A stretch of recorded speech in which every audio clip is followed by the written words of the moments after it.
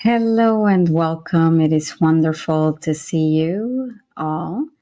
And if you are here, you likely understand just how complicated it is to have family dynamics that during the holidays can get really aggravated, and especially when emotionally immature parents and relatives are involved. And I want you to know that you're not alone.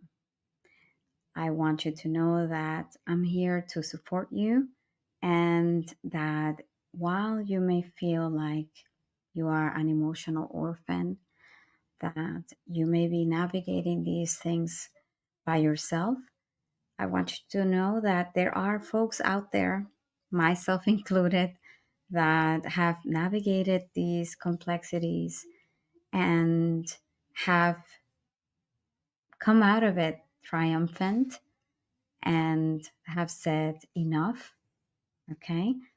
Because you have control of how you can respond.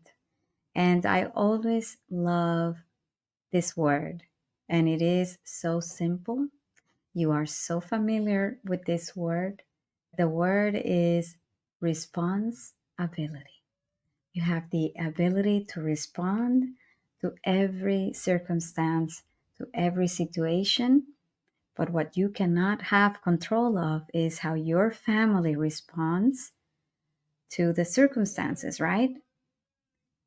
Once you step into the family gatherings, you may feel like you're stepping back in time. And it is normal to feel like you are regressing into an earlier stage in your life. However, you're no longer there. And I just want to give you that gentle and compassionate reminder that you're no longer there. And that is why we are here. And this is a preview of what you can expect during our live group coaching call within our Self Worth Hub membership. Regardless, I am just grateful for your time. And I want you to know that you're not alone in this. For those of you who don't know me, I am Karina Ibar Jacobs, psychotherapist and coach, specializing in helping women heal from parentification trauma and complex trauma and the lasting impact of growing up in dysfunctional family dynamics that impact your adult interactions. The holidays can feel like a pressure cooker. I That's a way that we can put it, right? For many of us. And it is supposed to be a time of joy, but usually old wounds have a way of resurfacing, and we want to change that this year. So before we dive in, I would love to know what's the most challenging part of dealing with family during the holidays for you? For instance, a lot of my clients and members, they just feel like they just have to tiptoe around certain family members. A lot of my clients, they just feel like they get so triggered because they're constantly interrupted, for instance, or there are family members that are just like scanning them, looking at them, how they are dressed, or micromanaging their every move and just being nosy, plain and simple nosy. Or they want to boss them around and they are being perceived as the younger version of who they were before. And it takes a lot of courage, emotional intelligence to not react in the ways that you might have been used to reacting. For you, it might have been a flight response. You might have just stormed off and just left, right? And not spoken up. For some of you, you might have just fought. You might have gotten defensive and fought. and just raised your voice, right? Gotten into arguments. For some of you, you might have frozen, right? A freeze response and not said anything and gotten sad or depressed. And for some of you, you might have fawned and you would people please, right? You would have gone along the conversation and not said anything, right? Overriding your emotions and how you truly feel, only to end up resenting yourself because you didn't speak up, right? Does that sound familiar? So for a lot of us, it can look so different, but the feelings are very similar. That at the end of the day, we would end up really frustrated with these family dynamics. So understanding the emotional maturity is key. And we want to pause and we want to start with some truth telling, right? When we're dealing with emotionally immature parents and family members, we're often faced with behaviors that make us feel unseen and even dismissed. So these are people that may blame us or blame others for their feelings. They may guilt trip us and may make us feel bad when we try to set boundaries or struggle to take responsibility for their actions, right? And if this sounds familiar to you, it is important to understand that emotionally immature parents and family members, their behaviors is not about you. Their behavior is a reflection of them and their limitations and their inability to self regulate,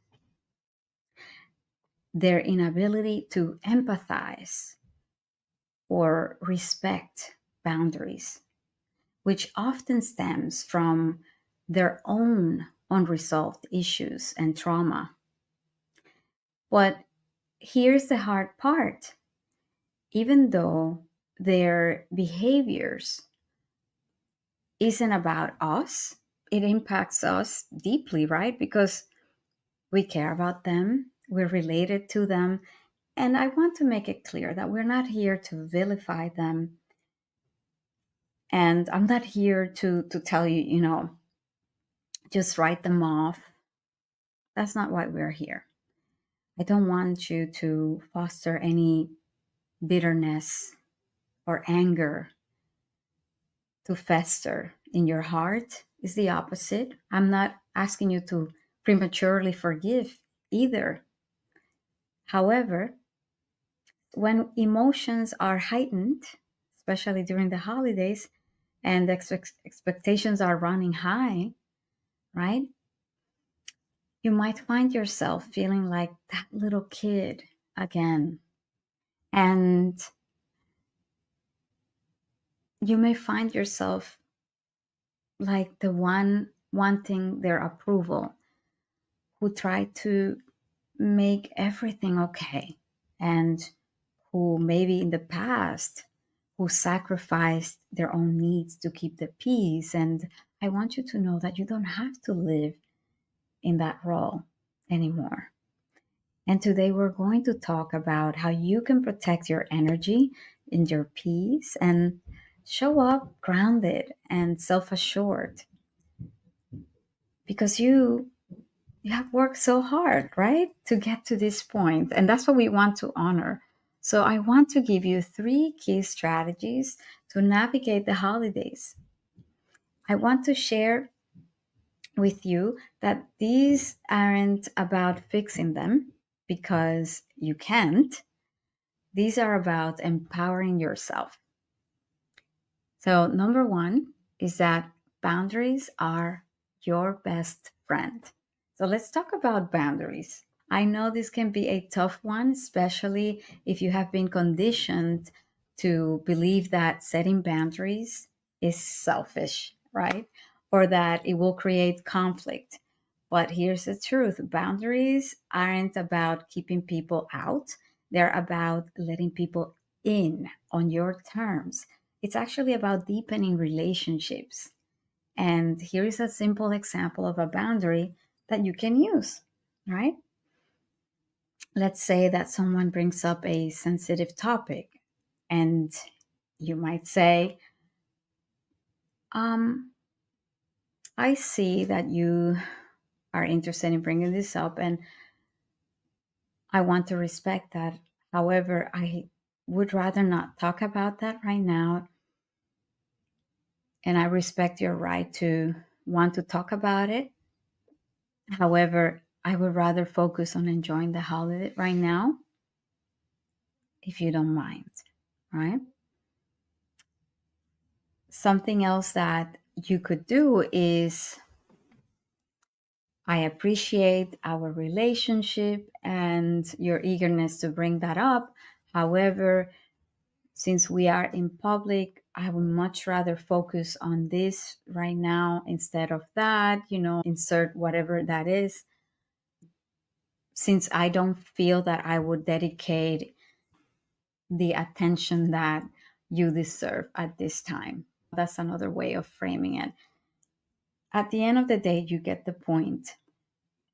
We want to make sure that we honor the dignity of the person while we are honoring our own boundaries. But it is okay to say no. Now, as long as you honor the person's dignity and you are firm with your boundaries, right? Not overriding them, and you're not being disrespectful. And if the person still gets defensive, then that's on them, not on you. Because if you're being respectful and they're still getting defensive, I mean, there's nothing else that you can do, right? You did your best, right? Now, you don't owe anyone a justification for your boundaries. Their reaction to your boundary is their responsibility. And your job is to protect your emotional well being. And if they push back, repeat your boundary calmly and firmly. You are allowed to prioritize your peace, right? The next strategy that I want to share is to stay grounded, not triggered. So let's talk about emotional triggers. When you are around family, it's easy to get pulled into old dynamics. Maybe a parent made a critical comment, and suddenly you feel like that 12-year-old again. Does that sound familiar? Like, for instance, for me, it's like the body, I would say body shaming, or like monitoring. Oh, you gained weight. Oh, you lost weight. I don't know if you can relate. I'm sure a lot of you can relate. It's so common for a lot of us and for my clients and members to feel like you are under a loop, like consistently being monitored and having those critical comments, or like, oh, you didn't put this the right way, or you should cook this way, or you should fix this way. So certain little comments that may trigger and send you back to a younger version of yourself, desperate for their approval sometimes, or feeling really defensive, either or. That's your trigger speaking. So it's not the present you. And when this happens, I want you to pause and try this grounding exercise. Take a deep breath in through your nose, expanding your belly. 4 counts. 1, 2, 3, 4. And hold it for 4. And exhale for 6.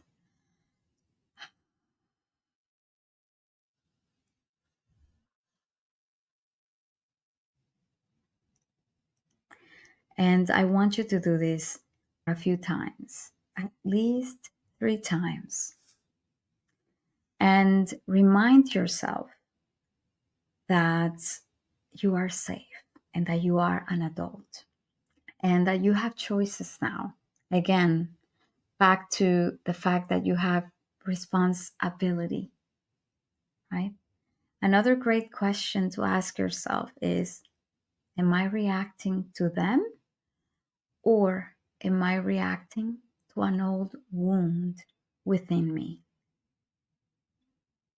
This can help you step out of reactivity and into awareness.